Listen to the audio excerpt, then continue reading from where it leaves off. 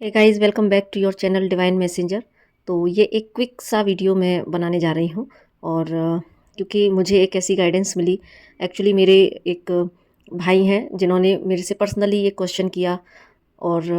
तो उनका जो क्वेश्चन था, तो मुझे लगा कि इस क्वेश्चन का आंसर मैं पर्सनली ना देकर अगर वीडियो के थ्रू देती हूँ तो यहाँ पर, क्योंकि उनका जो क्वेश्चन था उसका जो वो ना उनका ही नहीं, वो हर एक साधक का क्वेश्चन है। और हर एक साधक के साथ में ये चीज़ें घटित होती ही हैं। तो मुझे गाइडेंस मिली कि मैं इसको चैनल पर जाकर अपलोड करूँ इस क्वेश्चन का आंसर। तो जो भी डिवाइन ने मुझे यहाँ पर गाइडेंस दी उसके अकॉर्डिंगली मैं ये क्विक सा वीडियो बना रही हूँ। तो आई होप इससे उन भाई की तरह और जो भी लोगों के अंदर ये क्वेश्चन आ रहा होगा तो उस क्वेश्चन का आंसर इस वीडियो के थ्रू ज़रूर से मिलेगा, क्योंकि ये सारी चीज़ें हम भी फेस करते थे और अभी भी ये चीज़ें चलती हैं। तो बात कर लेते हैं क्वेश्चन क्या है। कि उन्होंने एक्चुअली मुझसे पूछा कि मैं दीदी जब भी साधना करने बैठता हूँ तो मेरे घर वाले मुझे साधना पर से उठा उठा के ना काम दे देते हैं, ये कर ले वो कर ले। और मुझे ऐसे ऐसे काम में उलझा के रखते हैं कि मैं साधना नहीं कर पाता हूँ। तो इसका मुझे कोई सॉल्यूशन बताइए। तो इस तरीके से उन्होंने मुझसे क्वेश्चन किया। अब देखने में सुनने में ये थोड़ा सा कोई बड़ी प्रॉब्लम नहीं लग रही है ना, कि ऐसा लग रहा है कि जैसे कि भाई घर में रहते हैं तो लोग काम के लिए तो बोलेंगे ही। लेकिन यहाँ पर ये कोई छोटी बात भी नहीं है, और अगर हम इसको बड़ी बात करके देखें तो ऐसा भी नहीं है कि इसका कोई सॉल्यूशन नहीं है। तो मुझे जो गाइडेंस मिली यहाँ पर क्या है कि हमें ये चीज़ समझनी होगी कि हम सभी जानते हैं कि काल में और ईश्वर की सत्ता में शुरू से ही एक कहते हैं ना, एक अच्छाई बुराई, डार्क लाइट, इनमें हमेशा से एक लड़ाई तो रही है, युद्ध रहा है। और काल जो है वो कभी नहीं चाहता कि एक भक्त उसकी माया के चंगुल से छूटकर ईश्वर की तरफ जाए, मोक्ष की तरफ जाए, तो वो कभी नहीं चाहता। इसीलिए हम सभी जानते हैं कि ईश्वर सर्वशक्तिमान है, ईश्वर की सत्ता है, ईश्वर अस्तित्व है, उसी में से सब कुछ है। लेकिन हमें ये भी समझना होगा कि ईश्वर तो सर्वशक्तिमान है, वो अस्तित्व है, लेकिन कहीं ना कहीं काल की सत्ता से भी हम इनकार नहीं कर सकते, क्योंकि काल का भी अपना एक अस्तित्व है। क्योंकि जितना लाइट का अस्तित्व है उतना ही काल का भी अस्तित्व है, और वो भी अपनी पूरा पूरा अपनी पूरी ताकत झोंक देता है एक भक्त आत्मा को ईश्वर के रास्ते से विलग करने के लिए। ऐसी ऐसी चाल वो चलता है कि, और क्योंकि हमें देखने में ये चीज़ें छोटी लग सकती हैं कि अरे ये कोई बड़ी बात नहीं है कि हम काम के लिए उठा दिया। लेकिन यहाँ पर ये चीज़ें जब एक साधक साधना मार्ग पर आगे बढ़ता है तो ये चीज़ें उसको बहुत ज़्यादा डिस्टर्ब करती हैं। और ये उन भाई के साथ ही नहीं, ये हमारे साथ भी होता है। इनफैक्ट मेरे साथ भी ये सभी के साथ में होता है। और इनफैक्ट कई बार ये मेरा तो आज का ही एक्सपीरियंस है, शायद इसलिए ही मुझसे ये वीडियो डिवाइन ने बनवाई। कि मैं जैसे ही बहुत ज़्यादा गहरे ध्यान में जैसे ही जाने लगी, और मुझे ऐसा लग रहा था कि बस अब मैं यहाँ घंटे 2 घंटे इसी जो है कंडीशन में बस मैं डूब जाऊँ और मुझे कुछ होश ना रहे। इतना ज़्यादा जब मैं उसमें कंडीशन में चली गई, तभी एकदम से, जबकि घर में कोई सब कुछ शांति थी, कोई घर में भी नहीं था, कुछ नहीं। तो मैंने कहा कि आज ये इतना अच्छा समय है कि यहाँ पे मैं डीप में उतर सकती हूँ। और अच्छे से मैंने प्रोटेक्शन भी लिया डिवाइन से कि बस मैं साधना, मैं आज बहुत डीप में जाना चाहती हूँ, है ना। और जब भी साधना डीप में इंसान जाने की कोशिश करता है तो वहाँ पर होता क्या है ना, कि अब घर में किसी का कोई डिस्टर्बेंस नहीं था। तो हुआ क्या कि बाहर से गेट एकदम से किसी ने खटखटाया। फिर उस समय बड़ी मुश्किल से मैं एकदम से बैक आई ध्यान में से। उनको अच्छे से मैंने जो भी था बंदा, उनसे बातचीत करके उनको वो चले गए। फिर मैंने कहा नहीं, मैं अभी तो नहीं उठूंगी। मुझे ऐसा लग रहा था जैसे कि मैं अभी भी ध्यान में ही हूँ। तो मैं फिर से बैठी ध्यान में। उसके बाद में थोड़ी देर बाद 10 मिनट ही हुए थे, फिर ध्यान की वही कंडीशन आई। तो उसके बाद में फिर से किसी ने गेट खटखटाया, और फिर से मेरे ना चाहते हुए भी, जबकि मेरी वो कंडीशन थी कि मैं उठ भी नहीं पा रही थी, आंखें भी नहीं खुल पा रही थी, आंखों से आंसू बह रहे थे। और लेकिन फिर भी जब गेट लगातार उस बंदे ने बहुत देर पीटा तो फिर मुझे उठना पड़ा। और वो एक्चुअली किसी हेल्प के लिए आया था बंदा, और वो बिल्कुल अननोन बंदा था, और वो वहाँ पर किसी ऐसी हेल्प के लिए आया था, फाइनेंस की हेल्प के लिए। तो अब यहाँ पर क्या है ना कि तब और उससे पहले मुझे वो भाई का मैसेज आ चुका था। तो यहाँ पर मैं समझ गई कि ये इसीलिए ही यहाँ पर चीज़ें कराई गई हैं कि यहाँ इसके माध्यम से मैं ये मैसेज आप सभी तक पहुँचा सकूँ। तो काल के प्रभाव से भी हम नकार नहीं सकते कि मैं इतना प्रोटेक्शन मांग कर भी बैठी थी, सब कुछ करके बैठी थी, बावजूद इसके भी वहाँ पर मुझे रोकने की कोशिश की गई, जबकि वो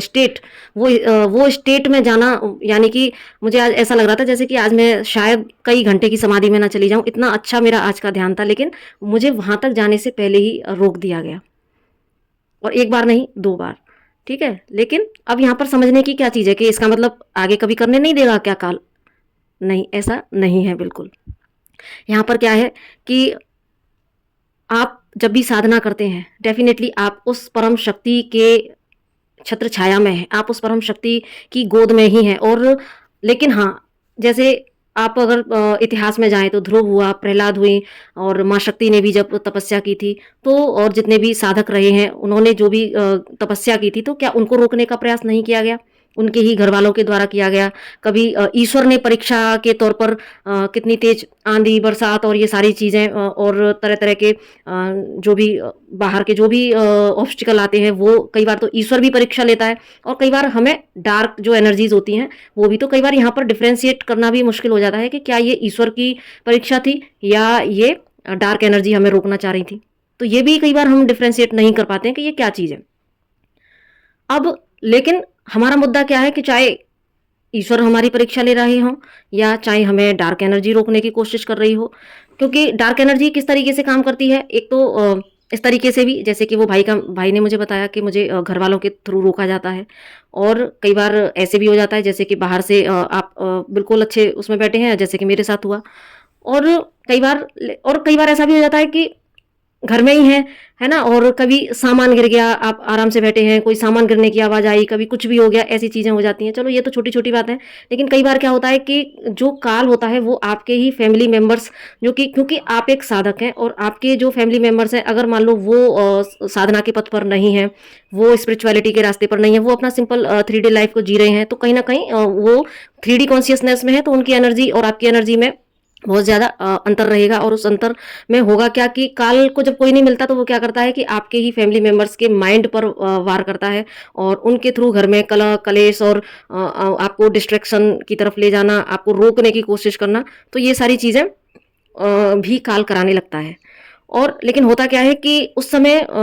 ऐसी सिचुएशन वो क्रिएट कर देता है कि वहाँ पर हम भी कई बार अपना जो है अपना भी जो पेशेंस लेवल है उसको लूज़ करके, और साक्षी भाव में चीज़ों को ना देखते हुए, हम भी क्या होता है ना, उस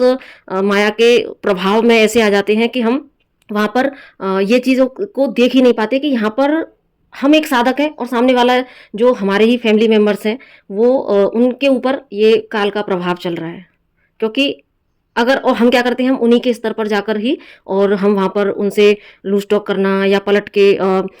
लड़ाई झगड़े वाद विवाद, ये सारी चीज़ों में हम कई बार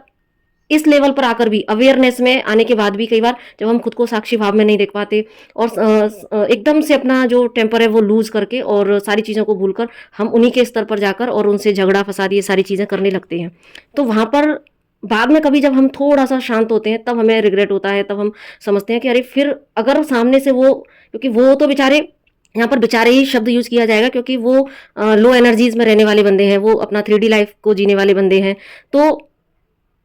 वो तो उनके उस काल के झांसे में आए, तो वो तो बेचारे ही कहने लायक हैं कि वो तो, उनका तो ज़ोर ही नहीं था, और उनके ऊपर तो काल हावी हुआ, उनके माइंड पर काल बैठा, और एकदम से अटैक किया। और यहाँ पर तो जो टेस्ट था, जो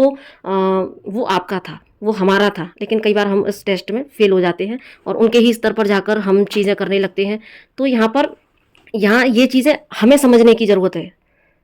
उनको समझने की ये ज़रूरत नहीं है। और लेकिन कोई बात नहीं, धीरे-धीरे ये मिस्टेक्स मेरे से भी हुई हैं, टू बी वेरी ऑनेस्ट, तभी मैं यहाँ पर ये बता पा रही हूँ। इसीलिए मैंने हम शब्द यहाँ पर मैं प्रयोग कर रही हूँ, क्योंकि ये चीज़ें मेरे से भी हुई हैं, और ये चीज़ें मुझे अब रियलाइज़ेशन होती हैं कि कहाँ मेरे से किस तरह से मिस्टेक्स हुई हैं। और मैं इसीलिए ये वीडियो भी बना रही हूँ, ताकि जो मिस्टेक्स मुझसे हुई हैं, तो वो आप किसी से ना हो, जो भी इस वीडियो के संपर्क में आए, या जो भी ये प्रॉब्लम्स फेस कर रहे हैं। तो अब काल इस तरीके से प्रभाव डालता है, कभी हमारे ही परिवारीजनों के रूप में डालेगा, कभी परिस्थितियों के रूप में डालेगा, क्योंकि उसका जो मेन मोटिव है वो ये है कि ये एक भक्त आत्मा ईश्वर की तरफ ना जाए। अब और मुझे याद आता है एक चीज़ कि जब मैं इस साधना मार्ग पर आई थी तो मेरा संपर्क जो मेरी ही गुरु बहनों से हुआ था। तो एक वहाँ पर जो 1-2 गुरु बहनें थीं वो मुसलमान धर्म से थीं, उन्होंने ब्रह्मज्ञान लिया। तो क्योंकि अब यहाँ पर सबका जो कॉन्शियसनेस है वो वननेस का नहीं है, तो उनके जो परिवारीजन थे तो वो ये उनको बिल्कुल गवारा नहीं था कि कि हमारी जो पत्नियां हैं वो ब्रह्मज्ञान की साधना करें, क्योंकि वो धर्म को लेकर संप्रदाय को लेकर चलने वाले लोग हैं। तो उन्होंने वहाँ ऑब्जेक्शन उठाना और उनको परेशान करना शुरू किया। तो लेकिन यहाँ पर क्योंकि ये सॉल्यूशन की मैं बात करने जा रही हूँ कि इसका सॉल्यूशन क्या है, हम फिर इस माया के प्रभाव से कैसे बच सकते हैं। तो यहाँ पर इसका सॉल्यूशन, क्योंकि मुझे ये घटना भी कितने साल पुरानी ये चीज़ मुझे याद आई, क्योंकि जब मेरी मुलाकात एक समारोह में हुई थी उनसे, तो तब उन्होंने मुझे अपना एक्सपीरियंस बताया कि ऐसे-ऐसे हमको रोकने की कोशिश की गई, तो हमें साधना से रोका जाता था। तो फिर हमने क्या किया कि हम जो है बताया उन्होंने कि आप यकीन नहीं मानोगे कि हम बाथरूम में जब नहाने जाते थे, तो नहाने के बहाने हम नहाना सिर्फ़ चुटकियों में करते थे। 2 लोटे पानी डाला हमने और तुरंत ही हम सिर्फ़ 20 मिनट की, सिर्फ़ 15 से 20 मिनट का टाइम लेकर हम बाथरूम में जाते थे और वहाँ पर हम सिर्फ़ सिंपल पानी डाला और फटाक से हम सिर्फ़ अपने गुरु महाराज जी से, उस डिवाइन से हम प्रे करते थे। वहाँ पर जो हमें सुमिरन दिया गया, हम उस सुमिरन को करते थे और प्रे करते थे कि हमारे लिए परिस्थितियों को आप हमारे अनुकूल करो, हमें इस रास्ते पर आगे बढ़ना है, हमें रास्ता दिखाओ। और इस तरीके से बोले हम वहाँ पर जाकर साधना करते हैं। भले ही हम 15 से 20 मिनट करते हैं, लेकिन हम ज़रूर से करके आते हैं, क्योंकि दिन भर घर में हमारी परिवार के और मेंबर्स हैं, क्योंकि बड़ा परिवार है तो हम नहीं कर पाते, तो हमें सिर्फ वही एक जगह मिलती है। तो यहाँ पर मुझे बड़ा उनसे सीखने को मिला कि देखो, अगर काल से लड़ने का एक ही तरीका है, आपकी स्ट्रॉन्ग विल पावर, आपकी दृढ़ संकल्प शक्ति, क्योंकि और सबसे उससे भी बड़ा आपका विश्वास कि काल भले ही कितना भी शक्तिशाली हो, लेकिन काल आपके उस परम प्रभु से बड़ा नहीं हो सकता। चाहे वो कितने भी कोशिश कर ले, कितनी भी कोशिश कर ले गिराने की, आप गिरोगे लेकिन आपको उठाने वाला वो प्रभु है। इतना विश्वास आपके अंदर, हमारे अंदर ज़रूर से होना चाहिए। और लेकिन कई बार क्या होता है ना कि हमारे ऊपर इस तरीके के कभी डेविल अटैक होते हैं, कभी हमारे ही परिवारीजनों की या हमारे प्रियजनों की रूप में ही हमारे ऊपर इस तरह के अटैक किए जाते हैं, या उनके द्वारा कभी-कभी ईश्वर की भी परीक्षाओं से हमें गुजरना पड़ता है। तो लेकिन हम सबसे पहले क्या क्या करते हैं कि हम अपना टेम्पर लूज़ भी कर जाते हैं, साथ में हम अपनी वाइब्रेशन को फिर इतना लो में चले जाते हैं कि हम 1-2 दिन तक पड़े ही रहते हैं, हमारा कुछ करने का मन नहीं करता और उसी लो एनर्जी में चलते चले जाते हैं, जहाँ से कि फिर खुद से फिर से खड़ा होने में बहुत ज़्यादा मुश्किल होती है। तो यहाँ पर इसीलिए एक तो हमारा विश्वास कि मैं साधना पथ पर हूँ, मैं एक साधक हूँ, तो और एक साधक कभी कमज़ोर नहीं हो सकता। क्यों? क्योंकि मैं उस परम शक्ति, उस ईश्वर का साधक हूँ जिसकी साक्षात रक्षा वो ईश्वर कर रहा है। वो कभी गिरने नहीं देगा। काल बहुत कोशिश करेगा आपको और गिराने की, लेकिन यहाँ पर आपकी दृढ़ इच्छा शक्ति और आपका विश्वास, और क्योंकि तरीके खोज लिए जाते हैं। मान लो अगर मैं उन भाई जी के ही क्वेश्चन का आंसर लूँ, तो वहाँ पर उन्होंने बोला कि जैसे घर वाले हमें काम में लगा देते हैं और वैसे भी घर गृहस्थी में 50 काम होते हैं, ठीक है? तो यहाँ पर हम क्या कर सकते हैं कि यहाँ हमारे अंदर एक ये दृढ़ संकल्प होना चाहिए कि अगर मुझे इस टाइम फ्रेम में मुझे काम के लिए, अगर दिन भर में मैं जगता हूँ, रहता हूँ, तो ये लोग मुझे डिस्टर्ब करते हैं, तो यहाँ पर हम क्या कर सकते हैं, हम समय सुबह का ले सकते हैं, हम ब्रह्म मुहूर्त का, क्योंकि वैसे भी जो साधना है वो ब्रह्म मुहूर्त में ही सबसे ज़्यादा प्रभावशाली बताई गई है, क्योंकि वहाँ उस समय सारे देवी देवता सब भ्रमण पर आए हुए होते हैं। तो जो ब्रह्म मुहूर्त की साधना है उसका अपना अलग ही प्रभाव होता है। तो इसीलिए, और बाकी काल को हमें हराना है, हमें काल के चंगुल में नहीं आना। हमें अगर काल को हराना है तो यहाँ पर परिस्थितियों के झांसे में ना आकर हम परिस्थितियों को अपने अनुकूल कैसे बना सकते हैं। यहाँ पर हमें सिर्फ इतना थोड़ा सा अवेयरनेस में रहना होगा कि अरे चलो हम दिन में नहीं कर सकते हैं, दिन में हमें डिस्टर्बेंस होता है, तो हम सुबह ब्रह्म मुहूर्त, क्योंकि 4 बजे 5 बजे तो कोई ऐसा काम नहीं होता जहाँ पर कि हमको कोई डिस्टर्ब करे, है ना? जो कि विशेषकर जो टीनेजर हैं, वो बहुत अच्छी बात है, जो कि अगर टीनेज में अगर कोई व्यक्ति साधना पथ पर आगे बढ़ता है तो इससे अच्छा तो कोई सौभाग्य की बात ही नहीं है, क्योंकि ये कहीं ना कहीं उनके पास्ट बर्थ का ही पुण्य है, जिसकी वजह से आज वो इस स्पिरिचुअलिटी को इतनी कम उम्र में समझ पा रहे हैं। तो यहाँ पर हम क्या ही कर सकते हैं कि हम परिस्थितियों के झांसे में खुद ना आकर परिस्थितियों को अपने अनुकूल कैसे बनाया जाए। अगर काल मुझसे ज़्यादा प्रभावशाली है तो मैं ईश्वर का भक्त हूँ, मैं इस परिस्थिति को क्रॉस करके दिखाऊंगा। मैं ईश्वर का भक्त हूँ। तो मतलब हम अपने आप को काल से कैसे प्रभावशाली बना सकते हैं, हम उसको कैसे हरा सकते हैं। तो यहाँ पर आपका इस तरीके से ये आपकी एक कौशल, आपका कहते हैं ना जिसको हमारी कौशल यानी कि हमारी जिसको क्या कह सकते हैं कि हमारे स्किल्स, वो यहाँ पर चेक किए जाते हैं कि आपके अंदर कितना स्किल है, आपके अंदर कितना हुनर है कि आप इस परिस्थिति को कैसे हैंडल कर पाते हैं, कैसे आपके सामने इस तरह की लो वाइब्रेशनल एनर्जीज आपके ऊपर वर्क करना शुरू करती हैं, तो आप ऐसी एनर्जीज में भी खुद को कैसे हाई वाइब्रेशन में रख पाते हैं। टास्क ज़रूर होता है और बहुत मुश्किल होता है, कई बार हम इन टास्क में घिर जाते हैं, समझ नहीं आता है, एकदम से एनर्जी लो भी हो जाती है, लेकिन बस हमारी अवेयरनेस के बस थोड़ी देर में ही हम ये चीज़ समझ पाएँ कि अरे ये जो अगर ऐसा हुआ है तो कहीं ना कहीं ये मेरे ऊपर नेगेटिव एनर्जी का अटैक है या ये डिवाइन का टेस्ट है, तो हमें बस यहाँ से निकलना है। तो बस मेरे साथ में वो ईश्वर है। और प्रेयर, यहाँ पर जो सॉल्यूशन है दूसरा, वो मुझे लगता है सबसे ज़्यादा प्रेयर, क्योंकि प्रेयर्स में बहुत ज़्यादा शक्ति होती है। और जब भी आप ऐसी परिस्थितियों में घिरे होते हैं तो यहाँ पर आपकी प्रेयर, एक तो आप अपना टाइम का मैनेजमेंट उस हिसाब से कर सकते हैं जहाँ पर कि आप अपने हिसाब से ऐसे कि जहाँ जब जिस टाइम आपको कोई डिस्टर्ब ना करे उस समय आप साधना कर सकते हैं। आपका मेन मकसद है कि आपको घर वालों को नीचा नहीं दिखाना है, आपको वहाँ उनसे जो आपको रोकते हैं उनको कुछ नीचा नहीं दिखाना या उनके लिए कोई ग्रजेस की भावना नहीं रखनी, उनको माफ़ करते हुए यहाँ पर आप अपने टाइम मैनेजमेंट कर सकते हैं अपने अकॉर्डिंग। और मुझे लगता है कि ब्रह्म मुहूर्त तो एक ऐसा टाइम है कि जहाँ पर आपको कुछ नहीं करना होता सिवाय ईश्वर, ब्रह्म मुहूर्त का समय ही ईश्वर के ध्यान के लिए है। एक रात का समय है, बस आपके अंदर होना चाहिए वो जज्बा। अगर आप साधना पथ पर आगे बढ़ रहे हैं और अगर आपके अंदर जज्बा है तो आप कुछ लोग, क्योंकि मेरे संपर्क में ऐसे भी लोग रहे हैं जो दिन भर ड्यूटी करते थे और रात में आके पूरी रात उन्होंने ध्यान साधना की। और ये मैं बिल्कुल ऐसे लोगों से मैं मिल चुकी हूँ, मैं उनके ही यहाँ पर एक्सपीरियंस यहाँ पर शेयर कर रही हूँ। तो ऐसे भी लोग संपर्क में मेरे आए कि जिन्होंने बताया कि हम दिन भर ड्यूटी करते हैं और लेकिन हमें समय नहीं मिलता, तो हम रात में ध्यान करते हैं और ध्यान करते हैं तो हमारा बहुत अच्छा ध्यान लग जाता है। तो जब इंसान रात में ध्यान भी करता है ना, तो वहाँ पर आपकी नींद, आप क्योंकि ध्यान, अगर किसी का गहरा ध्यान लग जाता है तो उस ध्यान के बाद में एक आपकी जो नींद है वो भी कंप्लीट हो चुकी होती है, क्योंकि ध्यान से आप फिर से एनर्जाइज हो जाते हैं, तो वहाँ पर आपको नींद की भी ज़रूरत नहीं लगती। और ध्यान में एक जो अब ये भी प्रॉब्लम है, कई बार ब्रह्म मुहूर्त की साधना में या रात में जब भी साधना करते हैं तो ये 2 समय ऐसे हैं कि जहाँ पर काल आपको नींद के रूप में भी आपके ऊपर अटैक करता है। ये भी होता है, क्योंकि कई आपको जब आपका अच्छा ध्यान लगने लगेगा, क्योंकि सुबह का टाइम जो साधना का होता है उसी समय में नींद भी आपके ऊपर हावी होती है। रात का समय भी ऐसा होता है कि जहाँ पर आप साधना करने की कोशिश करते हैं वहाँ पर भी नींद आपके ऊपर हावी होगी। तो ये भी काल इस तरीके से भी हमारे ऊपर अटैक करता है।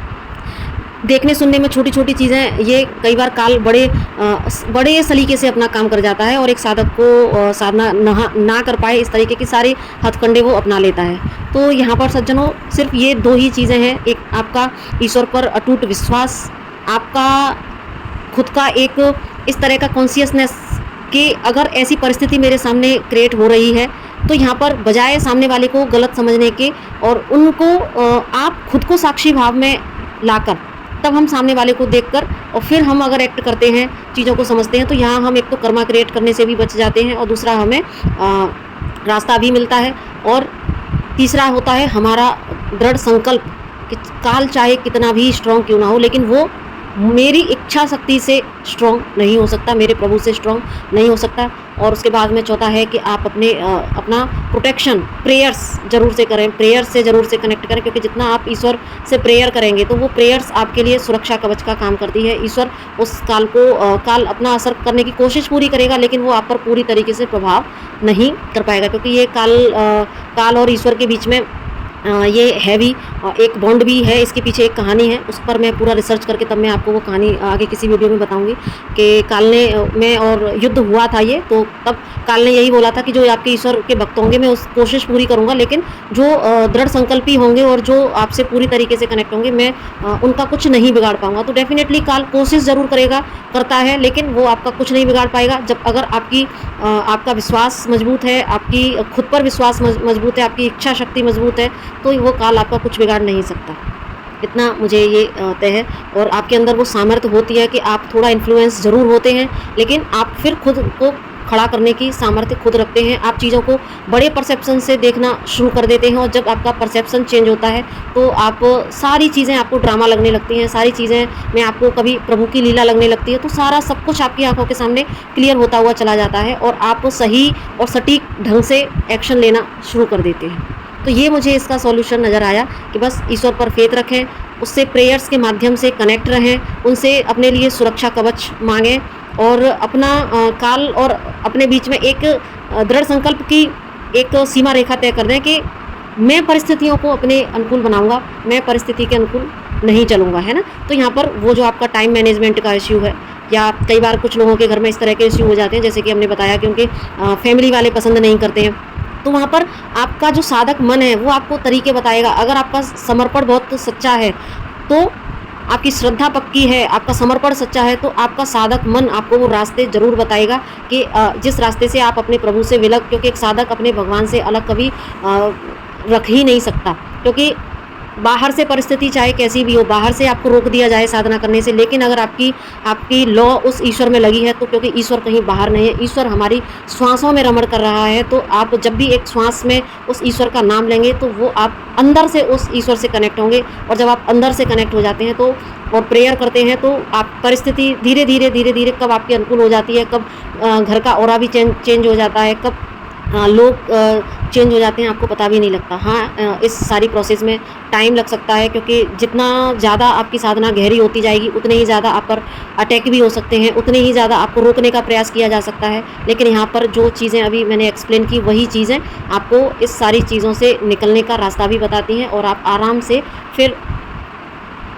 अपनी साधना पथ पर आगे बढ़ते जाते हैं। तो इसीलिए साधक का जो जीवन है वो कोई कहते हैं ना, एक दुधारी तलवार के समान होता है, जहाँ पर के इतना आसान नहीं होता उस पर चलना। लेकिन अगर आप दृढ़ संकल्पी हैं, आपने उस डिवाइन को अपनी उंगली पकड़ा दी है ना, आपने नहीं पकड़ी, आपने अगर डिवाइन को अपनी उंगली पकड़ा दी है, तो वो आपको पकड़ के हर मुसीबत से बचाते हुए ले ही जाएंगे। बस इतना विश्वास, इतना समर्पण और श्रद्धा, ये आपको ज़रूर से रखना है। और बाकी ये जो चीज़ें, अब मुझे तो पता भी नहीं, काफ़ी लंबी वीडियो हो गई है कि मैंने क्या क्या कुछ बोला है, तो बस जो भी गाइडेंस अगर इसमें जो आई हो तो आप उसको फॉलो ज़रूर से कीजिएगा और आपको ज़रूर से रास्ता मिलेगा। तो इसी के साथ में ऐसे अगर किसी सोल को इस वीडियो की ज़रूरत हो तो प्लीज़ आप इसको ज़रूर से उनको शेयर कीजिएगा, और बस जुड़े रहिए अंदर से भी अपने प्रभु से, बाहर से चाहे जैसी परिस्थिति हो, अंदर से उस प्रभु को पकड़ लीजिए, अंदर से अपना हाथ उस प्रभु के हाथ में सौंप दीजिए, अपनी एक एक श्वास पर उस नाम का अजापा जाप कीजिए। बस फिर देखना आप सारी चीज़ों से, काल से आप लड़ने में खुद को माहिर कर पाएंगे, खुद को सक्षम आप पा पाएंगे, क्योंकि आपके पास वो सर्वशक्तिमान वो अस्तित्व है। तो इसी के साथ राधे राधे।